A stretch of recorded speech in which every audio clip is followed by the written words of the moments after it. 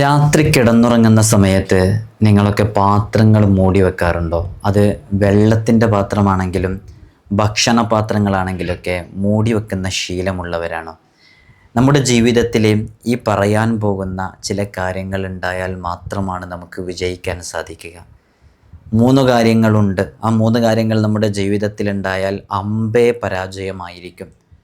നമ്മളെങ്ങനെ കഠിനമായി പരിശ്രമിച്ചാലും നമുക്ക് വിജയത്തിൻ്റെ വഴികളിലേക്ക് എത്താൻ സാധിക്കുകയില്ല. കാരണം ഹബീബ് സല്ലല്ലാഹു അലൈഹി വസല്ലം തങ്ങൾ കൃത്യമായി വിശദീകരിച്ചതാണ്. ഈ 3 കാര്യങ്ങളുണ്ടോ നിങ്ങൾ വിജയിക്കും, ഈ 3 കാര്യങ്ങളാണോ നിങ്ങളിലുള്ളത് നിങ്ങൾ പരാജയപ്പെടും എന്നുള്ളത്.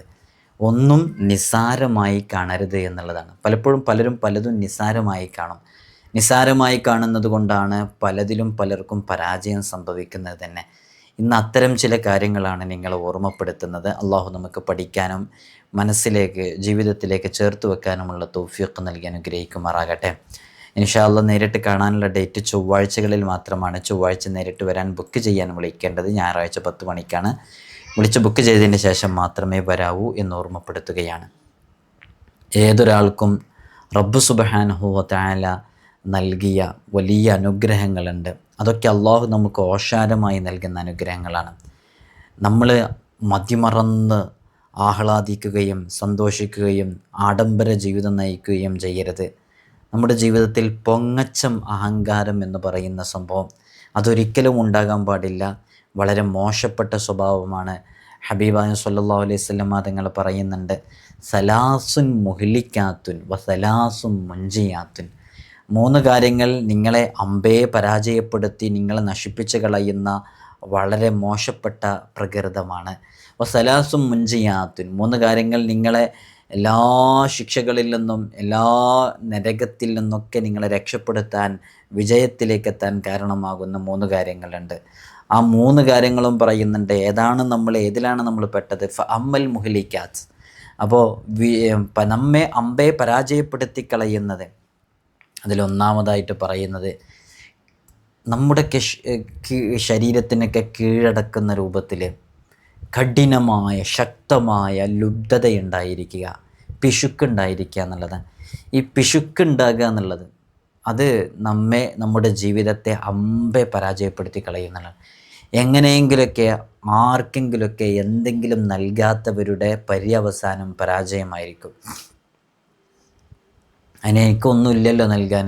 എടോ, അള്ളാഹു നിനക്ക് നൽകിയ സമ്പത്ത് 100 രൂപ മാത്രം നിൻ്റെ കയ്യിലുള്ള 2 രൂപ നിനക്ക് കൊടുക്കുക.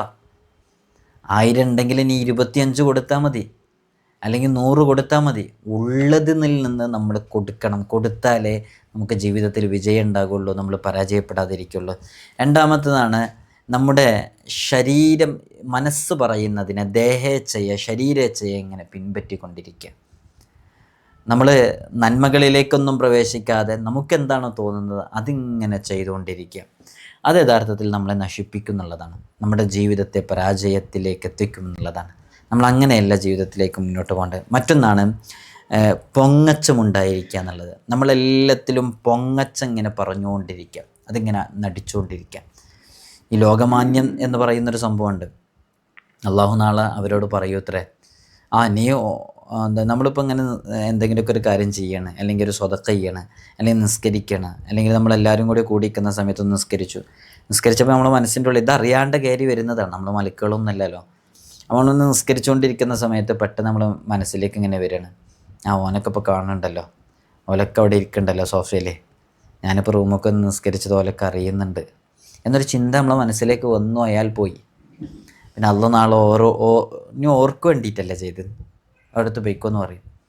അപ്പോൾ ഇത് നമ്മുടെ മനസ്സിലേക്ക് വരാതിരിക്കാൻ വേണ്ടി പരമാവധി ശ്രമിക്കുക. അതിന് ഇഖ്ലാസ് നല്ലോണം കൊണ്ടുവരിക. മഹാനരായ സൈനുദ്ദീൻ മഖ്ദൂം തങ്ങളൊക്കെ പറയുന്നുണ്ട്, നമ്മൾ നിസ്കരിക്കുമ്പോൾ നമ്മുടെ ചുറ്റിലുള്ള ആളുകളെയൊക്കെ നമ്മളൊരു ഒട്ടകമായിട്ട് സങ്കല്പിക്കണം. ഒട്ടകമായിട്ട് സങ്കല്പിക്കുക എന്ന് പറഞ്ഞാൽ, ഒട്ടകം ഉണ്ട് എന്നുള്ളത് കൊണ്ട് നമ്മളതിനെ നിസ്കാരത്തിനെ കുറച്ച് സ്ലോവിലാക്കിയിട്ട്, അല്ലെങ്കിൽ നമ്മളിപ്പോൾ ഉദാഹരണം പറയണ, നമ്മളിപ്പോൾ നിസ്കരിക്കാൻ നിൽക്കുന്ന സമയത്ത് നമ്മൾ വീടിൻ്റെ ജനലുകളായിട്ട് ആളുകളെ സങ്കല്പിക്കുക. അത് നമ്മൾ അവിടേക്ക് ഇരിക്കുന്ന ആളുകളൊക്കെ ജീവനില്ലാത്ത ഒരാളാണ്, ഒരു ജനലാണ്, വാതിലാണ്. അപ്പോൾ നമ്മൾ വീട്ടിൽ ഒറ്റയ്ക്ക് നിസ്കരിക്കുമ്പോൾ ജനലും വാതിലുകളൊക്കെ ഉണ്ട്. അപ്പോൾ ജനലുണ്ടായതുകൊണ്ട് അള്ളാഹ് ജനൽ എന്നെ ശ്രദ്ധിക്കുന്നുണ്ട്, അതുകൊണ്ട് ഞാൻ പതുക്കെ നിസ്കരിക്കുക സ്ലോവിൽ നിസ്കരിക്കുക, ഒന്ന് നന്നായി നിസ്കരിക്കുക എന്ന ചിന്ത നമുക്ക് വരില്ലല്ലോ.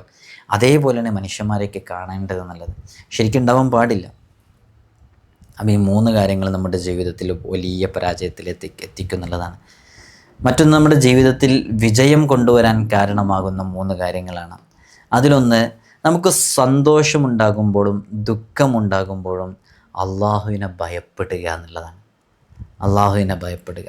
നമുക്ക് സന്തോഷവേളയിലും ദുഃഖവേളയിലൊക്കെ, ഇഷ്ടത്തിലും അനിഷ്ടത്തിലൊക്കെ, അതേപോലെ തന്നെ നമുക്ക് എപ്പോഴും ദേഷ്യം ഉണ്ടാകുമ്പോഴും തൃപ്തി ഉണ്ടാകുമ്പോഴും സന്തോഷം ഉണ്ടാകുമ്പോഴും നല്ലതുപോലെ പെരുമാറുക എന്നുള്ളത്. അതേപോലെ തന്നെ നമ്മുടെ സമ്പത്തിലും നമ്മുടെ ഈ ദാരിദ്ര്യാവസ്ഥയിലും നമ്മുടെ പൈസ ഉള്ള സന്ദർഭത്തിൽ നമ്മൾ മിതത്വം പാലിക്കുക. ചില ആളുകൾക്ക് നല്ല പൈസ ഉണ്ടാകുമ്പോൾ അവരതിനനുസരിച്ച് ഇങ്ങനെ പെരുമാറും. എല്ലാത്തിലൊരു മിതത്വം ഉണ്ടായിരിക്കുക എന്നുള്ളത്. ഈ 3 കാര്യങ്ങളും ജീവിതത്തിൽ വിജയം കിട്ടാൻ കാരണമാകുന്ന 3 കാര്യങ്ങളാണ്. നേരെ മറിച്ച് നമ്മൾ ഇതൊക്കെ മറന്ന് എനിക്ക് തോന്നിയതുപോലെ ഞാൻ എന്തും ചെയ്യും എന്നുള്ള നിലപാടാണ് നമ്മുടെ ജീവിതത്തിലുണ്ടെങ്കിൽ നമ്മൾ അമ്പെ പരാജയപ്പെട്ടു പോകും. അത് നോക്കാം. നമുക്ക് നൂഹ് നബി അലൈഹി സ്വലാത്തു വസ്സലാമുമായി ബന്ധപ്പെട്ടൊരു ചരിത്രം നമുക്കൊക്കെ അറിയാം. നൂഹ് നബി അലൈഹി സ്വലാത്തു വസ്സലാമിൻ്റെ കാലത്തൊരു മഹാപ്രളയം ഉണ്ടായി.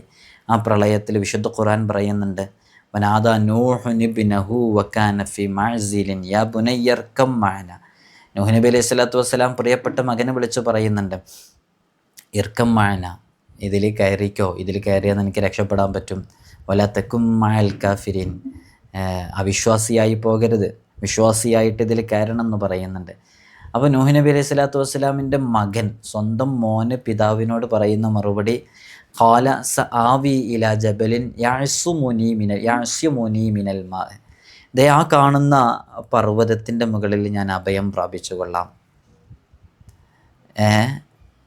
എനിക്ക് ഇങ്ങനൊരു രക്ഷാകവചം വേണ്ടതില്ല എന്ന് പറഞ്ഞ് നൂഹ് നബി അലൈഹി സ്വലാത്തു വസ്സലാമിൻ്റെ മകൻ ധിക്കരിച്ചു. അല്ലാഹു സുബ്ഹാനഹു വ തആല വിശുദ്ധ ഖുർആനിലൂടെ പറയുന്നുണ്ട്, അങ്ങനെ ധിക്കരിച്ചിട്ടുണ്ടെങ്കിൽ ഇന്നഹു ലൈസ മിൻ അഹ്ലിക്, അതിൻ്റെ കുടുംബം പോലും അല്ല, അഹ്ലു പോലും അല്ല എന്ന് പറയുന്നുണ്ട്. അങ്ങനെ ധിക്കരിച്ചു എന്ന് മാത്രമല്ല, വഹാല ബൈനഹുമൽ മൗജ് ഫകാന മിനൽ മുഗ്റഖീൻ, അവർ നൂഹ് നബി അലൈഹി സ്വലാത്തു വസ്സലാമിൻ്റെ മകൻ മുങ്ങിയവരുടെ കൂട്ടത്തിൽ പെട്ടുപോവുകയും ചെയ്തു. അപ്പോൾ നമ്മൾ ധിക്കരിക്കുകയോ പൊങ്ങച്ചം കാണിക്കുകയോ അഹങ്കാരം കാണിക്കുകയോ ഒക്കെ ചെയ്യരുത്. നമ്മുടെയൊക്കെ സങ്കല്പനകൾക്കും അപ്പുറത്തായിരിക്കും പടച്ച റബ്ബ് സുബ്ഹാനഹു വ തആല നൽകുന്ന കണക്കാക്കുന്ന ഓരോ കണക്ക് കൂട്ടലുകളും. ഒന്നും നമ്മൾ നിസ്സാരാക്കി കരുതരുത്, എല്ലാത്തിനും നമ്മൾ പരിഗണിക്കണം. ഹബീബായ സല്ലല്ലാഹു അലൈഹി വസല്ലം തങ്ങൾ അങ്ങനെയായിരുന്നു, എല്ലാ കാര്യങ്ങളും പരിഗണിക്കുന്ന. മുത്തനബി സല്ലല്ലാഹു അലൈഹി വസല്ലം തങ്ങൾ 3 ദിവസം ഗാറ് സൗറിൽ കഴിഞ്ഞുകൂടി, നമുക്കൊക്കെ അറിയാം. അങ്ങനെ കഴിഞ്ഞുകൂടിയപ്പോൾ ഹബീബായ സല്ലല്ലാഹു അലൈഹി വസല്ലം തങ്ങൾക്ക് അള്ളാഹുവിൻ്റെ കാവൽ ഉണ്ടാകില്ലേ? നിങ്ങൾ പറഞ്ഞ ഹബീബായ സല്ലല്ലാഹു അലൈഹി വസല്ലം തങ്ങൾ ഗുഹയിൽ നിൽക്കുന്ന സമയത്ത് മുത്തുനബി തങ്ങൾക്ക് അള്ളാഹു ഒരു പ്രത്യേക കാവൽ നൽകൂലേ? ഉറപ്പല്ലേ? അന്ത്യപ്രവാചകരാണ്, ഈ ലോകത്തെ സമുദ്ധരിക്കാൻ, പുനരുദ്ധരിക്കാൻ, ദീനിൻ്റെ വെളിച്ചം പകർന്നു കൊടുക്കാൻ അള്ളാഹു നിയോഗിച്ച നബിയാണ്, റസൂലാണ് ഹബീബായ സല്ലല്ലാഹു അലൈഹി വസല്ലം. അപ്പോൾ അള്ളാഹു എന്തായാലും സംരക്ഷിക്കും.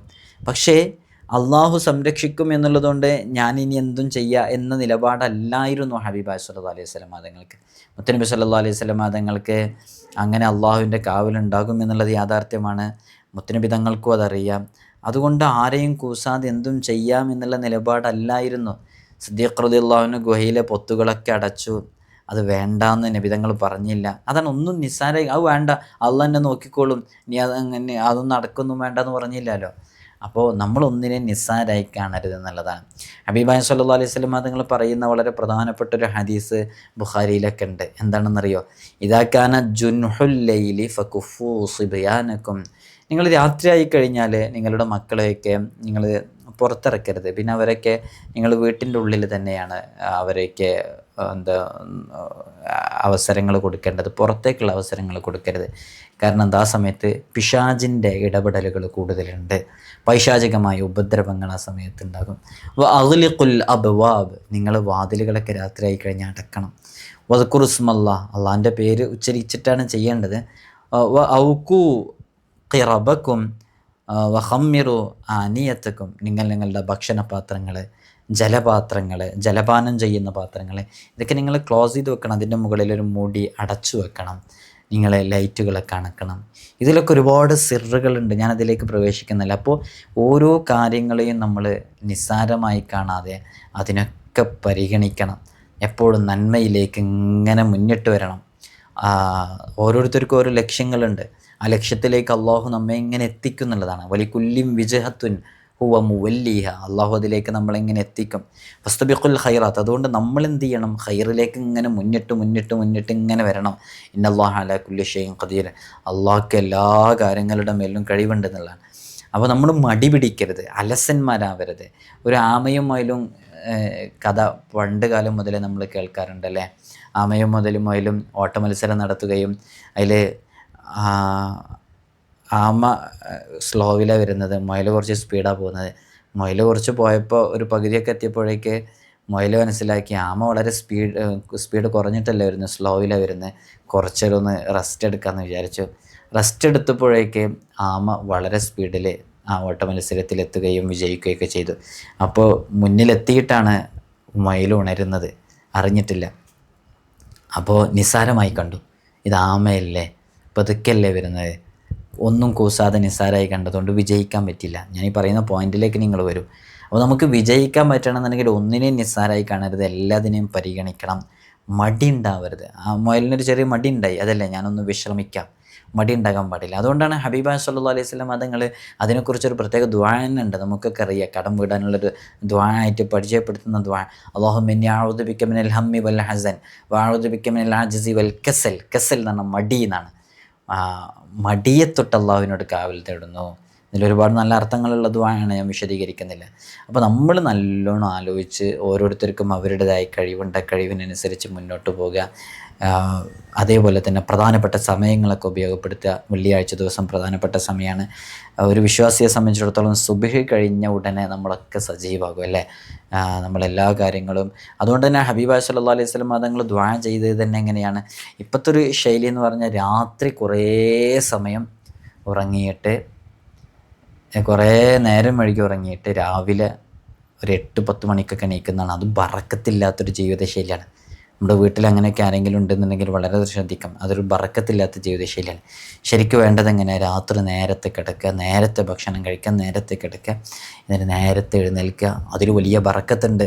മുത്തുനബി സല്ലല്ലാഹു അലൈഹി വസല്ലം തങ്ങൾ ദുആ ചെയ്താണ്, ലക്ഷോപലക്ഷം വരുന്ന സ്വഹാബാക്കൾ ആമീൻ പറഞ്ഞതാണ്, അല്ലാഹുമ്മ ബാരിക് ലി ഉമ്മത്തി ഫി ബുകുരിഹ, അള്ളാഹുവെ പ്രഭാതങ്ങളിൽ ചെയ്യുന്ന കാര്യങ്ങളിൽ ഞങ്ങൾക്കിനി വലിയ ബറക്കത്ത് നൽകണം എന്നുള്ള ദുആ. അതുകൊണ്ട് നമ്മുടെ പഠനങ്ങളും നമ്മുടെ വിഷയങ്ങളും പ്രധാനപ്പെട്ടത്, കച്ചവടം പോലെയുള്ളത് എല്ലാ മേഖലകളിലും പ്രവർത്തിക്കുന്നവർ പ്രഭാതത്തിൽ തന്നെ വളരെ സജീവമായിട്ട് മുന്നോട്ട് വരണം. സമയം വെറുതെ കളയരുത്, മൊയിലിനെ പോലെയാകരുത്, ആക്റ്റീവ് ആകണം, മടിയുണ്ടാകരുത്. ഈ ഒരു ലോകത്തും വിജയിക്കാൻ അത് കാരണമാകും. അള്ളാഹു നമുക്ക് വലിയ അനുഗ്രഹങ്ങൾ നൽകട്ടെ. ഇൻഷാ അല്ലാഹ് നിങ്ങളൊക്കെ ദുആ ചെയ്യണം. അസ്സലാമു അലൈക്കും വറഹ്മത്തുള്ളാഹി.